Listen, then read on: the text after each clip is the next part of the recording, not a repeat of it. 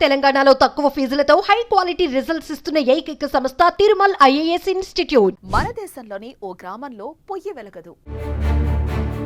అంటే ఆ ఊర్లో ఎవరూ వంట చేసుకోరు. పెరిగిన గ్రామంలో నివసించేవారు మాత్రం 500 మంది పౌరులు మాత్రమే.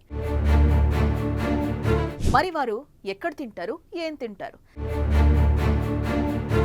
దేశంలో ఎన్నో గ్రామాలుంటాయి. గ్రామంలో ఎన్నో ఇళ్ళు ఉంటాయి. ఆ ఇంటిలో ఓ పొయ్యి ఉంటుంది. దానిపై నచ్చిన వంటకాన్ని వండుకొని కుటుంబ సమేతంగా తింటారు. కానీ నేనిప్పుడు చెప్పబోయే విషయం తెలిస్తే ఆశ్చర్యంగా అనిపిస్తోంది. మన దేశంలోని ఓ గ్రామంలో పొయ్యి వెలగదు. అంటే ఆ ఊర్లో ఎవరూ వంట చేసుకోరు. నమ్మశక్యంగా లేకపోయినా ఇదే నిజం. అయితే మరి వారు ఎక్కడ తింటారు, ఏం తింటారు?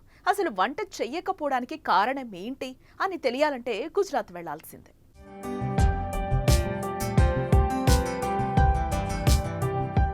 గుజరాత్లోని మహేసనా జిల్లా బెచరాజీ తాలూకాలో చందన్కి అనే గ్రామం ఉంది. ఈ గ్రామంలో మొత్తం 80 కుటుంబాలు నివసిస్తున్నాయి.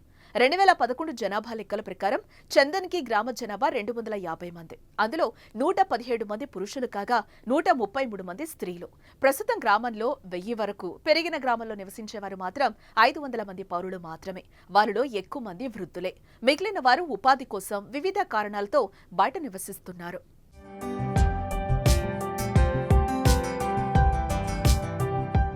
చందన్కి గ్రామంలో నివసించేవారు ఎవరూ వంట వండుకోరు. అందరూ కలిసి ఒకే దగ్గర తింటారు. దీనికి కారణం ఏంటంటే ఎక్కువ మంది సీనియర్ సిటిజన్లు నివాసం ఉండడంతో వారికి పనిచేయటం, వంట చేయటం చాలా కష్టమవుతోంది. దీంతో గ్రామానికి చెందిన ఓ కమ్యూనిటీ హాల్ ఉంది. అందులో ప్రతి ఒక్కరూ ప్రతిరోజు భోజనం చేస్తారు. ఇందులో రోజుకు 2 సార్లు భోజనం పెడతారు. భోజనం కోసం ఒక్కొక్కరికి నెలకు 2000 రూపాయలు డిపాజిట్ చేస్తారు. ఇక్కడ సంప్రదాయ గుజరాతీ ఆహారాన్ని అందిస్తారు.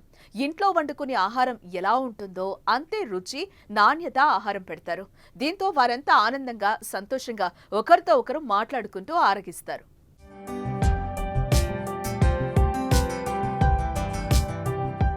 మరి వీళ్ళకి పిల్లలు లేరా?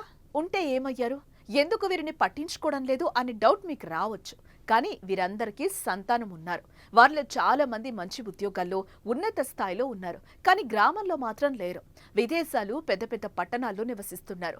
మరికొందరికి కొడుకులు, కూతుళ్లు అమెరికా, కెనడా, ఆస్ట్రేలియాలో చదువుకుంటున్నారు.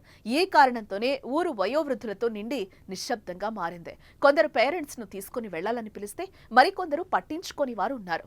ఒక్కొక్కరిది ఒక్కో కథ. చాలా మంది గ్రామ వాతావరణానికి అలవాటు పడి నగరాల్లో ఉండలేక పిల్లలకు దూరంగా గ్రామాల్లోనే ఉంటున్నారు.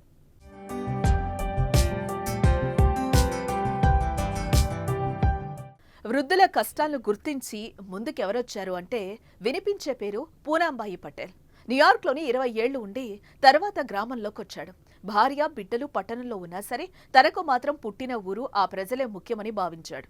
గ్రామంలో చాలా మంది వృద్ధులు ఆరోగ్య సమస్యలను వెంటాడుతున్నట్టుగా గుర్తించాడు. చిన్న చిన్న పనులు కూడా చేసుకోలేకపోవడం చూసి చలించిపోయాడు.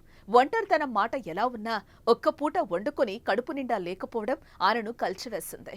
దీంతో గ్రామంలో ఓ కమ్యూనిటీ హాల్ నిర్మించి అంతా ఒక్క దగ్గరే భోజనం చేసే విధంగా పరిస్థితుల్ని తీసుకొచ్చాడు.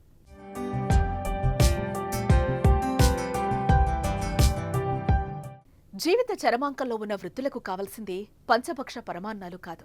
కేవలం నలుగురితో ఉండి 4 మాటలు, అందరితో సరదాగా ఉండాలనే ఆశ. చందన్కి అనే గ్రామం వృద్ధులు పిల్లలకు దూరంగా ఉన్నా ఒకరికొకరు కమ్యూనిటీ కిచెన్ ద్వారా ఒక్కటే మంచి భోజనం చేస్తూ సరదాగా గడుపుతున్నారు. భారతదేశంలోనే ఈ గ్రామం కథ చాలా ఆసక్తికరం కదా. ఎంతో స్ఫూర్తిని నింపుతూ ఆదర్శంగా నిలుస్తోంది. దీనిపై మీరేమంటారో కామెంట్ చేయండి.